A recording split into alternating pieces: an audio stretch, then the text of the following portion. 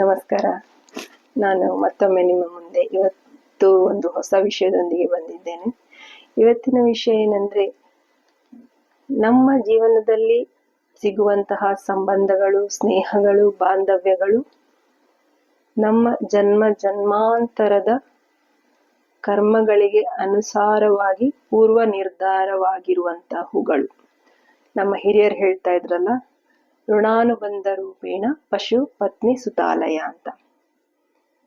ಇದು ಹೇಗೆ ಅಂತ ನಾನು ಕೇಳಿದ್ರೆ, ಈಗ ಎಷ್ಟೋ ಸಂಬಂಧಗಳು, ತುಂಬಾ ಹತ್ರದ ಸಂಬಂಧಗಳು ತಗೊಳ್ಬೇಕಾದ್ರೆ, ಗಂಡ ಹೆಂಡತಿಯ ಸಂಬಂಧ, ರಕ್ತ ಸಂಬಂಧ, ಅಕ್ಕ ತಂಗಿ ಅವ್ರ ಅಣ್ಣ ತಮ್ಮ, ಅಥವಾ ತಂದೆ ತಾಯಿ ಮಕ್ಕಳ ಸಂಬಂಧ, ಇದು ಎಲ್ಲ ಕಡೆನೂ ಒಂದೇ ರೀತಿ ತುಂಬಾ ಬಾಂಧವ್ಯದಿಂದ ಇರ್ಬೇಕಾಗೇನಿಲ್ಲ.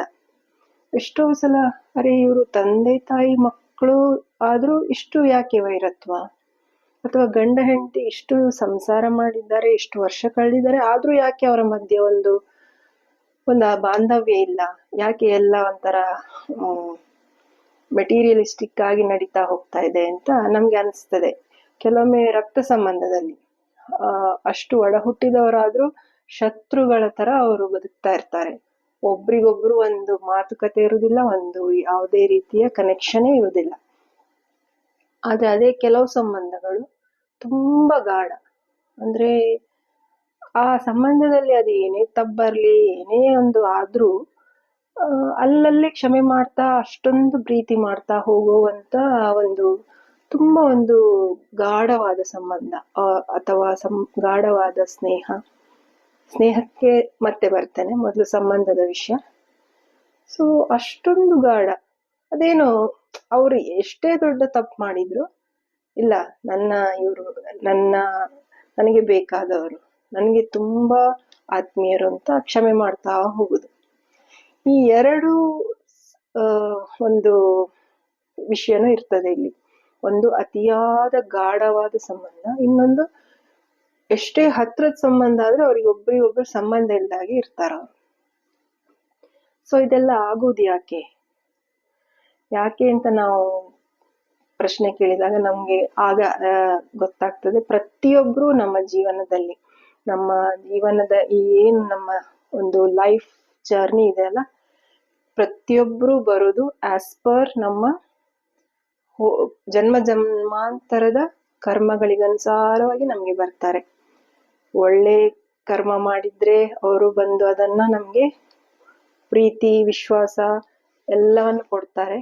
ಅದೇ ನಾವು ಏನೋ ಕೆಟ್ಟ ಕರ್ಮ, ಅವ್ರಿಗೆ ಏನೋ ಒಂದ್ ಮಾಡಿದ್ರೆ, ಯಾವುದೋ ಒಂದು ಜನ್ಮದಲ್ಲಿ ಏನಾದ್ರೂ ಅವ್ರಿಗೆ ಕೆಟ್ಟದನ್ನ ಮಾಡಿದ್ರೆ ಅದನ್ನ ನಮ್ಗೆ ವಾಪಸ್ ಕೊಡ್ಲಿಕ್ಕೆ ಬರ್ತಾರೆ. ಅದು ಯಾವ ರೀತಿಯಾಗಿಯೂ ಬರ್ಬೋದು. ಕೆಲವೊಮ್ಮೆ ಈ ಗಂಡ ಹೆಂಡತಿಯ ಸಂಬಂಧನೇ ನೋಡಿ, 20-25 ವರ್ಷ ಒಟ್ಟಿಗೆ ಬದುಕಿರ್ತಾರೆ, ಆದ್ರೂ ಬದುಕ್ತಾ ಇರ್ತಾರೆ ಅಷ್ಟೇ. ಒಂದ್ ಮಕ್ಕಳಾಗಿರ್ತದೆ, ಪ್ಲಸ್ ಒಂದ್ ಸಮಾಜಕ್ಕೆ ಬದುಕ್ತಾ ಇರ್ತಾರೆ, ಅಥವಾ ಇನ್ನೇನ್ ಬಿಟ್ಟು ಹೋಗುದು ಅಂತ ಬದುಕ್ತಾ ಇರ್ತಾರೆ. ಬಟ್ ಅವರ ಮಧ್ಯೆ ಒಂದು ದೊಡ್ಡ ಶೂನ್ಯ, ಏನಿರುದಿಲ್ಲ, ಖಾಲಿ ಒಂದು ಅಗತ್ಯತೆ or need of the moment ಹೇಳ್ತೇವಲ್ಲ, ಅದೊಂದು ಇರ್ಬೋದಷ್ಟೇ. ಬಟ್ ಅಷ್ಟು ವರ್ಷ ಕಳೆದ್ರು ಅವರ ಮಧ್ಯೆ ಏನೋ ಒಂದು ಪರೀಕ್ಷೆಗಳಿಗೆ ಬಂದಾಗ ಒಬ್ರಿಗೊಬ್ರು ವೈರಿಗಳಾಗಿ ನಿಂತ್ಕೊಳ್ತಾರೆ. ಇಂಥ ಸಂಬಂಧಗಳು ಇರ್ತದೆ. ಅದೇ ಕೆಲವು ಸಂಬಂಧದಲ್ಲಿ ಅವರ ಹೆಂಡತಿಯೋ ಗಂಡನೋ ಏನೋ ಒಂದು ಹುಟ್ಟು ರೋಗಿ, ಕೆಟ್ಟ ಜನ ಆಗಿದ್ರೂ ಕೂಡ ಏನೋ ಒಂದು ಮಗುವಿನ ತರ ನೋಡ್ಕೊಂಡು, ಅವರು ಒಂದು ಉಸಿರಾಡ್ತಿದ್ರೆ ಸಾಕು ಅಂತ ಅವರನ್ನ ಕಾಳಜಿ ಮಾಡ್ಕೊಂಡು ಬದುಕುವ ಗಂಡ ಹೆಂಡತಿ ಕೂಡ ಇದ್ದಾರೆ. ಇದು ಗಂಡ ಹೆಂಡತಿಯ ಒಂದು ಎಕ್ಸಾಂಪಲ್ ಹೇಳಿದ್ ನಾನು. ಇದು ಸೇಮ್ ಎಲ್ಲ ಸಂಬಂಧದಲ್ಲೂ ಆಗ್ತದೆ. ಅದು ನಮ್ಮ ವಾಟ್ ಎವರ್ ಡೆಬ್ಟ್ ಆರ್ ಕ್ರೆಡಿಟ್, ಇದನ್ನ ಕೊಡ್ಲಿಕ್ಕೆ, ನಮ್ಗೆ ಕರೆಕ್ಟ್ ಆಗಿ ವಾಪಸ್ ಮಾಡ್ಲಿಕ್ಕೆ ನಮ್ಗೆ ಒಂದೊಂದೇ ಸಂಬಂಧಗಳು ಬರ್ತಾವೆ.